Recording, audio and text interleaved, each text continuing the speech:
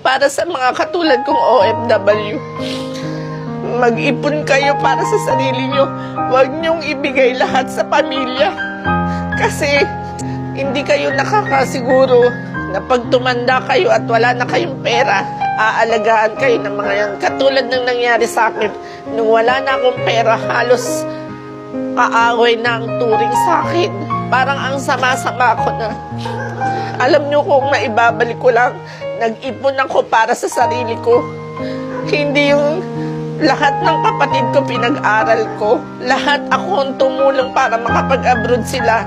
Gulang ko, tinulungan ko yan. Pero nung wala na akong maibigay, para na akong basura. Para sa anak ko, sana masaya ka. Masaya ka sa mga ginawa mo. Sana hindi rin gawin ng anak, magiging anak mo yung ginawa mo sa akin.